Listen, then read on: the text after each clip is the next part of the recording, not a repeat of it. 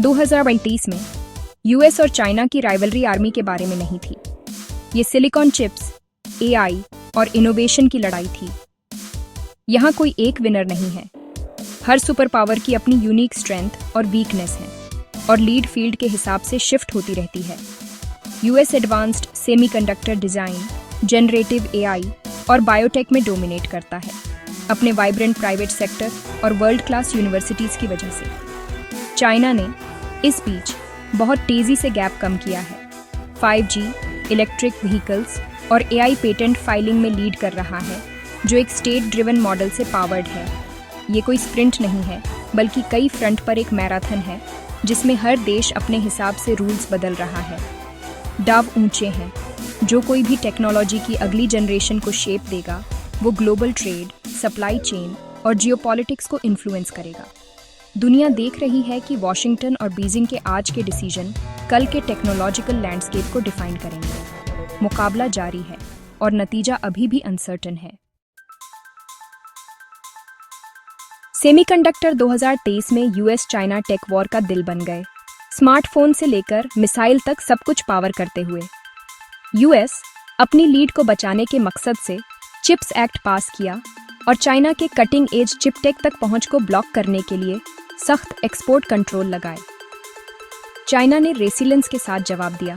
Huawei का met 60 pro, जो एक डोमेस्टिकली प्रोड्यूस्ड 7 नैनोमीटर चिप से पावर्ड था, उसने दिखाया कि वो प्रेशर में भी इनोवेट कर सकता है।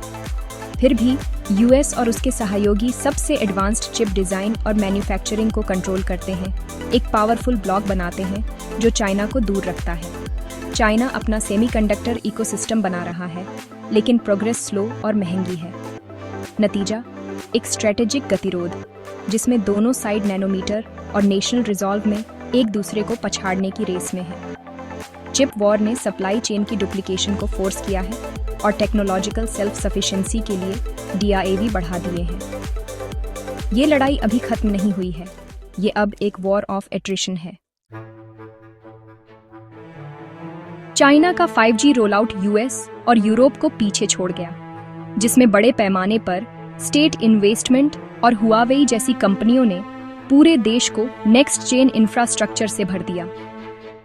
ये सिर्फ तेज डाउनलोड के बारे में नहीं है, ये डिजिटल फ्यूचर की बैकबोन को कंट्रोल करने के बारे में है, स्मार्ट सिटीज से लेकर ऑटोनॉमस व्हीकल्स तक। वेस्टर्न नेशन चीनी टेक से वायर्ड दुनिया की सिक्योरिटी और इन्फ्लुएंस के बारे में चिंतित है। US open interoperable network standards को बढ़ावा देकर और चीनी वेंडर्स, खासकर हुआवेई को बाहर करने के लिए सहयोगियों को इकट्ठा करके जवाब देता है। नतीजा, एक फ्रैक्चर्ड ग्लोबल 5G लैंडस्केप है, जो जियोपॉलिटिकल लाइंस के साथ बंटा हुआ है। डेवलपिंग नेशन अक्सर चाइना के किफायती सॉल्यूशंस चुनते हैं, जबकि यूएस के सहयोगी एरिक्सन और नोकिया जैसे ऑल्टरनेटिव चुनते हैं।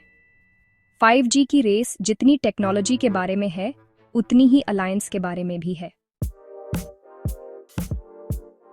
एआई में यूएस ब्रेकथ्रू रिसर्च और ओपन एआई के जीपीटी जैसे जेनरेटिव मॉडल्स में लीड करता है, अपनी टैलेंट और एडवांस्ड चिप्स की वजह से। चाइना हालांकि रैपिड एप्लीकेशन और डिप्लॉयमेंट में एक्सेल करता है, ज्यादा एआई पेटेंट फाइल करता है और एआई को डेली लाइफ में बड़े पैमाने पर इंटीग्रेट करता है। यूएस मॉडल बॉटम अप और रिसर्च ड्रिवन है, चाइना का टॉप डाउन है, मास इम्प्लीमेंटेशन पर फोकस्ड है। अमेरिका का एज क्वालिटी और इनोवेशन में है, चाइना का स्पीड और रीच में है। यूएस एआई को पावर करने वाली चिप्स को कंट्रोल करता है, लेकिन चाइना के विशाल डेटा रिजर्व एक लॉन्ग टर्म एसेट है। एआई रेस एक मैराथन है, अमेरिका इंजन बनाता है, चाइना सड़कें बनाता है। विनर वो होगा जो एआई को सोसाइटी और इकोनॉमी में सबसे अच्छे से इंटीग्रेट करेगा।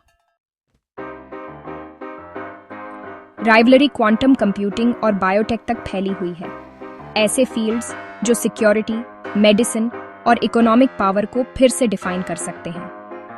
यूएस क्वांटम हार्डवेयर और रिसर्च में लीड करता है, गूगल और आईबीएम जैसे दिग्गजों के साथ लिमिट्स को पुश करते हुए। चाइना इस बीच क्वांटम कम्युनिकेशन में एक्सेल करता है, मिकियस सैटेलाइट जैसी उपलब्धियों और रैपिड इंडस्ट्रियल इंटीग्रेशन के साथ। बायोटेक में दोनों नेशन वर्ल्ड क्लास हैं, लेकिन चाइना के विशाल डेटा सेट और स्टेट इन्वेस्टमेंट एक जबरदस्त इंडस्ट्री को बढ़ावा दे रहे हैं।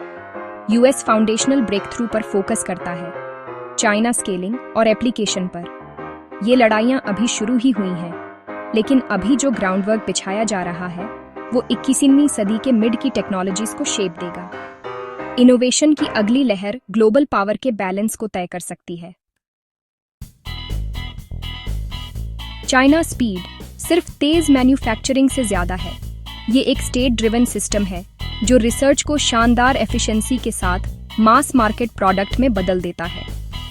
जब बीजिंग किसी सेक्टर को टारगेट करता है तो वो सब्सिडी, रिसोर्सेज और सप्लाई चेन में कोऑर्डिनेटेड एक्शन को अनलीश करता है।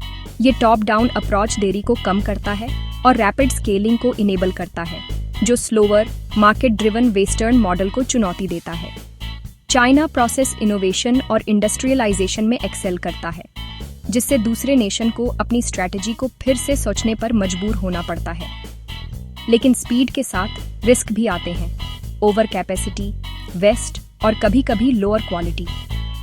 फिर भी चाइना के मॉडल ने ग्लोबल इनोवेशन को फिर से शेप दिया है, स्टेट मोबिलाइज्ड डेवलपमेंट की पावर को साबित करते हुए। दुनिया देख रही है और अडॉप्ट कर रही है। यूएस ने एक मल्टी प्रॉन्ग स्ट्रैटेजी के साथ जवाब दिया है। बड़े पैमाने पर इन्वेस्टमेंट, ग्लोबल अलायंस और बेसिक रिसर्च पर फिर से focus. Chips act American manufacturing को फिर से जीवित कर रहा है, जबकि जापान और नीदरलैंड जैसे सहयोगियों के साथ पार्टनरशिप चाइना पर एक्सपोर्ट कंट्रोल को सख्त करती है।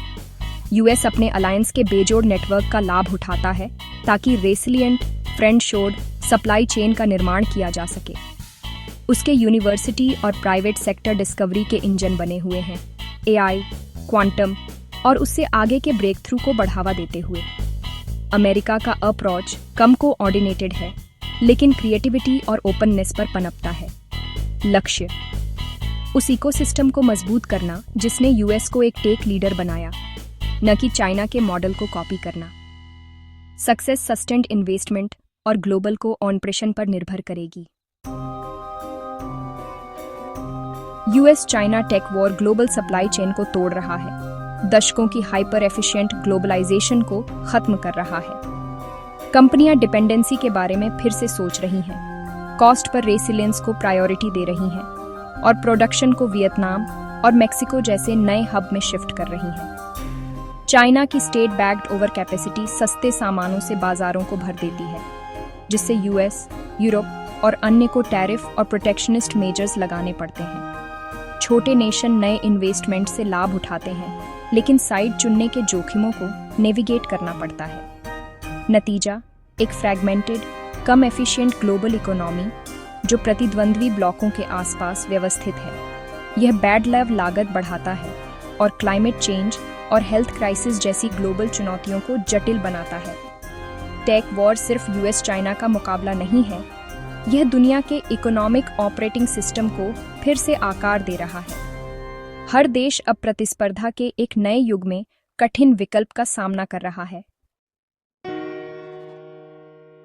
यूएस चाइना टेक राइवलरी 2023 को एक तनावपूर्ण संतुलन में समाप्त करती है। कोई स्पष्ट विजेता नहीं, बस बदलते संतुलन। यूएस फाउंडेशनल इनोवेशन में लीड करता है, चाइना स्केल और रैपिड एप्लीकेशन में डोमिनेट करता है। भविष्य इन्वेस्टमेंट, टैलेंट और इनोवेट करते रहने की क्षमता पर निर्भर करता है।